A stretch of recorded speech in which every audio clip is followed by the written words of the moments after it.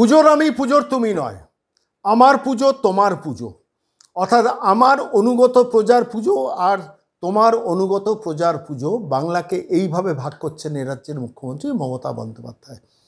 শেষ পর্যন্ত জানেন, রানাঘাট নদিয়ার কামালপুরের অভিযান সঙ্গের পুজোটাই শেষ পর্যন্ত বন্ধ হয়ে গেল। গ্রামের মানুষগুলো, 20টা গ্রামের মানুষ 112 ফুটের একটা প্রতিমা স্থানীয় শিল্পীদের দিয়ে কাঠামো দাঁড় করিয়ে গত 6 মাসের প্রস্তুতি নিয়ে তৈরি করেছিলেন। পুলিশ জানতো, প্রশাসন জানতো, সবাইকে জানিয়ে তারা করেছিলেন। গ্রামের ধান ক্ষেতের মধ্যে মাঠে লম্বা স্ট্রাকচার তৈরি করে একদম পরিষ্কারভাবে সেই পুজোটা তারা করছিলেন বিশাল একটা অঞ্চল জুড়ে। সেই পুজো নজরে গেছে রাজ্যের মুখ্যমন্ত্রী, কেন সেখানকার নদিয়ার রানাঘাটের সাংসদ হচ্ছেন জগন্নাথ সরকার, রানাঘাটের ওই অঞ্চলের বিধায়ক হচ্ছেন বিজেপির, অঞ্চলটা বিজেপি ডমিনেটেড। সুতরাং এত বড় পুজো করতে দেওয়া যাবে না। তাহলে আমার অরূপ কী করবে, আমার চেতলা অগ্রণী কী করবে, আমার অন্যান্য পুজো কমিটিগুলো কী করবে, কলকাতা যাতে ছবি আঁকি, চোখ আঁকি। ফলত রাজ্যের মুখ্যমন্ত্রী ঘোষণা করেছেন, কোথায় একটা 112 ফুটের প্রতিমা হচ্ছে, তারপর স্ট্যাম্পেড হয়ে মানুষ মারা গেলে তখন তো আমাদের দায়িত্ব পড়বে। আচ্ছা, যখন বুর্জ খালিফা হয় সুজি দিবসের, তখন সেখানে পুজো আটকায় না, কিন্তু পুজো আটকায় কোথায়? কামালপুরের। সেখানকার মানুষগুলো গরিব, আদালতে মামলা লড়তে পারেন না, তাও চেষ্টা চরিত্র করে শেষ পর্যন্ত কলকাতা হাইকোর্টে সে মামলা করেছিলেন। আইনজীবী বিকাশ রঞ্জন ভট্টাচার্য, ফিরদৌস সাবিন, তারা মামলাটা প্রাণপণ লড়াই করেছেন। 19 তারিখ সেই মামলাটা করেছিলেন, শেষ পর্যন্ত গতকাল ছিল 2 তারিখ। সেই এই দীর্ঘদিন প্রায় 12-13 দিন চেষ্টা করে যখন শেষ পর্যন্ত জট খুলল না, শেষ পর্যন্ত গতকাল কোর্টে এসে এই কামালপুরের এই ক্লাবটি তারা অভিযোগ উইথড্র করে নিল। এবং আমরা যা সংবাদ মাধ্যমে জেনেছি যে শেষ পর্যন্ত মহালয়াতেই বিসর্জন হয়ে গেল প্রতিমার এই বাংলায়। এখন পাশের রাজ্য বাংলাদেশে কত ফুট মূর্তি তৈরি করবেন ফতোয়া জারি হচ্ছে, যখন পাশের রাজ্য বাংলাদেশে কে পুজো করবে, কে পুজো করতে পারবে না, কোন পুজোর কী অবস্থা থাকবে, সেই দৃশ্য তো আপনারা দেখছেন বাংলাদেশে নিরন্তর যা ঘটছে। আমি সেই নিয়ে বলছি। এই পশ্চিমবঙ্গে একজন শাসক বাছাই করছেন এই পুজোটা কার অঞ্চলের, সাংসদ বিজেপির, বিধায়ক বিজেপির, 112 ফুট এই হতে দেওয়া যাবে না। ভাবতে পারেন, ইউনেস্কোর থেকে লোকজন আসা ফাইনাল হয়ে গিয়েছিল, মানে এটা আন্তর্জাতিক একটা পরিচিতি পেয়ে যেত, এবং সেখানে বিজেপির নেতারা জড়িত। সুতরাং আটকে দাও। বিজেপির বোধহয় বড় সড়ো মাপের কোনো নেতা আসছিলেন পুজো উদ্বোধন করতে, সেটা বোধহয় টের পেয়েছিলেন, বুঝতে পেরেই শেষ পর্যন্ত আটকে দিলেন। এবং দুঃখে যন্ত্রণায় গ্রামের মানুষগুলো, ভাবতে পারেন 20টা গ্রাম, 600 স্বেচ্ছাসেবী নিজেরা নিযুক্ত করেছেন যে আমরা ফ্রিলি সার্ভিস দেব। মানুষের যেখানে যতটা অর্থ সম্পন্ন মানুষ, তাঁরা চাঁদা দিয়েছেন গত 6 মাস ধরে। 60 লক্ষ টাকা প্রস্তুতি নিয়ে পুজোতে নেমেছিলেন। ফাইবারের প্রতিমা তৈরি হয়েছিল। সেই প্রতিমা শেষ পর্যন্ত যা খবর পেলাম মহালয়ার দিন তারা বন্ধ করে দিলেন, সিদ্ধান্ত নিলেন, অর্থাৎ বোধনের আগেই বিসর্জন করিয়ে ছাড়লেন মমতা বন্দ্যোপাধ্যায়। এতটা আগ্রাসী এবং এতটাই নিম্ন মানসিকতার একটা সরকার এই বাংলায় চলছে। আর এই মামলাটা নিয়ে যিনি আইনজীবী লড়ছিলেন, ফিরদৌস সামিন, আমি সরাসরি তাকে টেলিফোনে ধরেছিলাম। কি বললেন বিষয়টা নিয়ে শুনুন। নমস্কার ফিরদৌস দা, সন্ময় বলছি। নমস্কার, বলুন। বলছি 112 ফুটের দুর্গা প্রতিমার পুজো শেষ পর্যন্ত কি বন্ধের মুখে? একটু বলবেন। কলকাতা হাইকোর্টে মামলাটা করেছিলেন কামালপুর গাজী সংঘ কোন একটি ক্লাব, কামালপুর অভিযান সংঘ মামলাটা করেছিলেন। সে মামলার আজকে শুনানি ছিল, কি হয়েছে একটু বলবেন? দেখুন, এই মামলাটি গত মাসের 19 তারিখে আমি প্রথম মহামান্য বিচারপতি রাজশ্রী ভরদ্বাজের আদালতের দৃষ্টি আকর্ষণ করি। মহামান্য বিচারপতি তিনি বলেন, পুজোর বিষয়ে আমি লিভ দিচ্ছি না, কিন্তু তুমি মামলাটা ফাইল করে এলে আমি মামলাটি শুনবো। যেহেতু আমাদের হাইকোর্টের নিয়ম আছে যে মিনিমাম 72 ঘন্টা পরে লিস্টিং ডেট দিতে হয়, কারণ আগে 48 ঘন্টা ছিল, এখন বর্তমানে যেহেতু স্ক্যান করে, ফলে 72 ঘন্টার পরে ডেট দিতে হয়। সেই জন্য খুব স্বাভাবিকভাবে 24 তারিখে মামলাটি আদালতের লিস্টে আসে, অর্থাৎ ডেলি লিস্টে আসে। তারপর মামলাটি যেহেতু পিছনের দিকে ছিল, সেহেতু মামলাটি ধরতে পারেন না, মামলাটি মেনশন করি। তারপরের দিন মহামান্য বিচারপতি রাজশ্রী ভরদ্বাজ তিনি আদালতে আসেননি, সেই জন্য আর্জেন্ট ডিটারমিনেশন ছিল মহামান্য বিচারপতি হিরণময় ভট্টাচার্যের ঘরে। আমি সেই আদালতে সকাল 10:30টায় মেনশন করি মহামান্য বিচারপতি তিনি সেই দিনই 2টোর সময় তার আর্জেন্সিটাকে ফিল করেন মহামান্য বিচারপতি হিরণময় ভট্টাচার্য, তিনি সেই দিনই মামলাটিকে ফিক্সড করেন এবং সেই দিনই তিনি শুনে ডিএম কে কনসিডার করতে বলেন। এবং ডিএম কে যে কনসিডার করতে বলেন, ডিএম কে কনসিডার করতে বলে তিনি বলেন যে এইটি আগামীকাল 2টোর মধ্যে কনসিডার করতে হবে এবং মামলাটি 26 তারিখ লিস্টে আবার আসবে।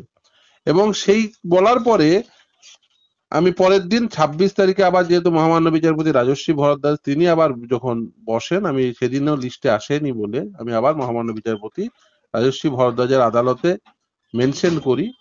মহামান্য বিচারপতি বলেন যে এর পরের দিন আবার লিস্টে আসবে এবং সেই মোতাবেক মামলাটি আবার লিস্টে আসে 27 তারিখ, অর্থাৎ পরের দিন। 27 তারিখে আবার আমার যে অ্যাডভোকেটের রেকর্ড ছিল তিনি মামলাটি মেনশন করেন, কারণ যেহেতু 27 তারিখে 100 নম্বর আইটেম ছিল মামলাটি টাচ করতে পারেনি। পরের দিন আবার মেনশন করে আমার অ্যাডভোকেটের রেকর্ড এবং মহামান্য বিচারপতিকে বলেন যে ম্যাটারটি আইদার আপনি নিন অথবা মামলাটি রিলিজ করুন।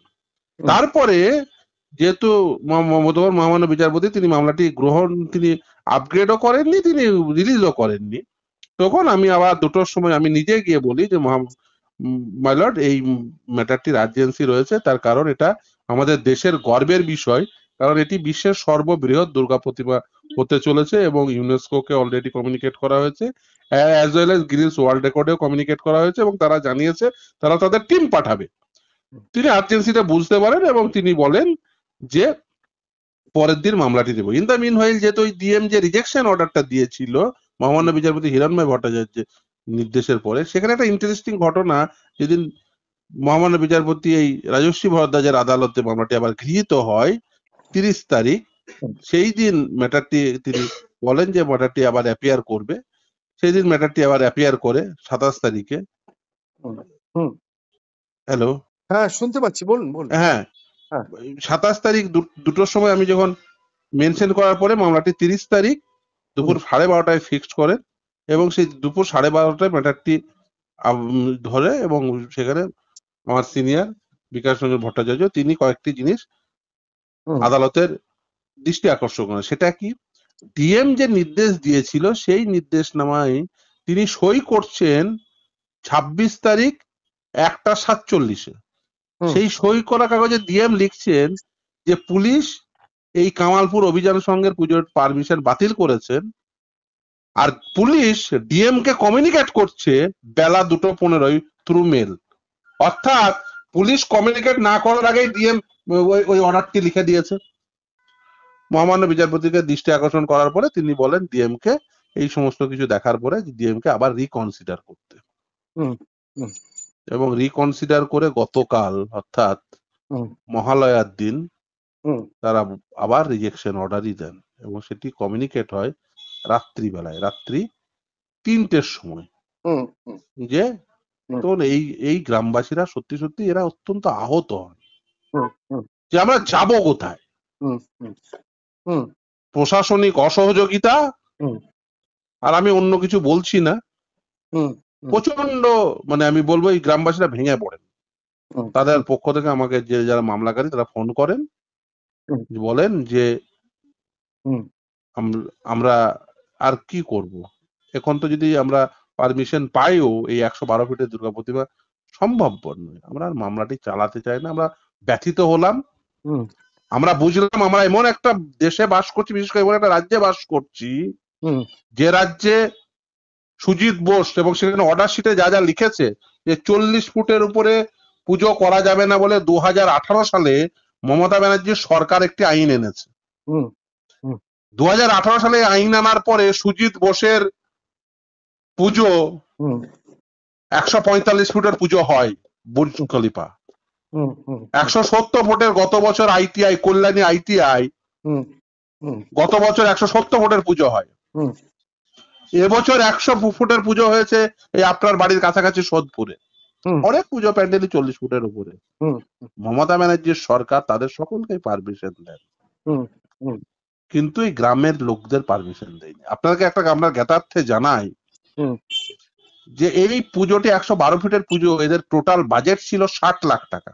হুম হুম আপনাদের নিশ্চিতভাবে মনে আছে, এবং এই পুজো বাতিলের একটা যুক্তি দেওয়া হয়েছে যে দেশপ্রিয় পার্কে 2015 সালে একটা পুজো হয়েছিল, সেখানে স্ট্যাম্পেড লাইক সিচুয়েশন হয়েছিল, হুম সেই জন্য এই পুজোর পারমিশন দেওয়া যাবে না, তার কারণ স্ট্যাম্পেড লাইক সিচুয়েশন হতে পারে। এটা মমতা ব্যানার্জি বলেছিল, হুম হুম আপনাদের মনে থাকবে হ্যাঁ নিশ্চিতভাবে। হ্যাঁ হ্যাঁ মমতা ব্যানার্জি পুজো কমিটিদের সঙ্গে বৈঠকে বলেছিল, তার ফলে এই উদ্যোক্তারা এই পারমিশনটা পায়নি পুলিশের কাছে। পুলিশ বারবার বলে মমতা ব্যানার্জির কাছ থেকে নিয়ে আসতে হবে, হুম হুম আইনে তার কোনো অথরিটি নেই। হুম হুম 2015 সালের পরে 2018 সালে এই 40 ফুটের আইন আসার পরে সুজিত বোস 145 ফুটের বুর্জ খলিফা বানায়, হুম হুম কল্যাণী ITI 170 ফুট হয়, হুম পাড়ায় পাড়ায় হচ্ছে। হুম হুম মানে মমতা বন্দ্যোপাধ্যায়ের দলের লোক করলে পারমিশন পাবে, পুলিশ দেবে, পলিউশন কন্ট্রোল দেবে, ইলেকট্রিসিটি দেবে, হুম সবাই দেবে, হুম কিন্তু গ্রামের সাধারণ লোক করলে দেবে না। আর হুম পুজোর পিছনে আমি ওই এই ছেলেমেয়েরা যারা এই পুজো করছে তারাই আমাকে দেখালো যে দেশপ্রিয় পার্কে 255 কোটি টাকা নাকি খরচা হয়েছিল। নিউজ আইটেম দেখাচ্ছিল, খরচা কত হয়েছিল আমি জানা নেই। হুম তারা বলল যে আমরা আসলে কোথায় বঞ্চিত হয়ে গেলাম জানেন তো, হুম এই দুঃখে তারা বলছে যে আমাদের তো কোনো স্পন্সরশিপ ছিল না। হুম আসলে এই স্পন্সরশিপের নাম করে তো অনেক সাদা টাকা, মানে কালো টাকা সাদা হয়, হুম আমরা হয়তো কারোর কালো টাকা সাদা করে দিতে পারলাম না। হুম তাদের দুঃখের কথা তারা বলে গেল। হুম হুম দেশপ্রিয় পার্কে 255 কোটি টাকার ওই আচ্ছা আমাকে পেপার ক্লিংস পাওয়া যাচ্ছে, তারা তারা আমাকে এটা বলে গেল। হুম ফলে আমরা অনেকের কালো টাকা সাদা বানিয়ে দিতে পারলাম না বলে হুম আমাদের পুজোর পারমিশনটা হয়তো বা হলো না, মনের দুঃখে। এবং তারা মামলাটি তারা কি উইথড্র করছে করে এবার নিল। কিন্তু এবার মামলা উইথড্রর সময় আমি শুধু একটা কথাই বলেছি যে সুজিত বোস, অরূপ বিশ্বাস, হুম ববি হাকিমদের পুজো হয়, কিন্তু হুম গ্রামের লোকের পুজো হয় না। হুম হুম তাদের স্পন্সরশিপ ছাড়া পুজো, হুম যারা গ্রামের লোক সাধারণ কন্ট্রিবিউশন দিয়ে করে, তাদের হুম পুজো হয় না। হুম হুম আমাকে কিন্তু একটা কথা বলুন তো, শেষ পর্যন্ত অভিযান সংঘ তারা কেসটা উইথড্র করে নিল, মানে হ্যাঁ, তারা তারা তারা তারা তারা ইয়ে করেছেন, কারণ আমি আমি তাদের বলেছিলাম যে পুজোর আপনি করুন, মামলা করুন, নিশ্চয়ই আদালত তো রয়েছে।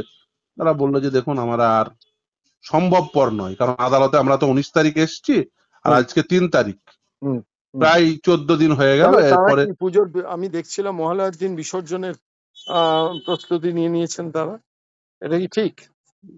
সেটা তারা বলতে পারবে, আমি হুম এখনো পর্যন্ত এই বিষয়ে কিছু বলতে পারবো না। তারা যা যা বলেছেন আমাকে, আমি আপনাকে সবটাই বললাম। বুঝতে পারলাম।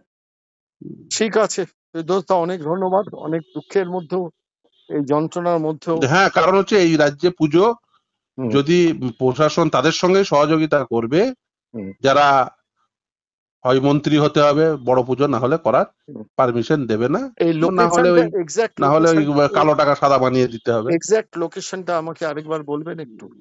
কালোটা কামালপুর অভিযান সংঘ। আমার পুরো অভিযোগ শুনবে, রানাঘাট নদীয়ায় বোধ হয়, না? হ্যাঁ হ্যাঁ হ্যাঁ। ঠিক ঠিক। অনেক ধন্যবাদ ফিরদৌস, অনেক ধন্যবাদ। হুম।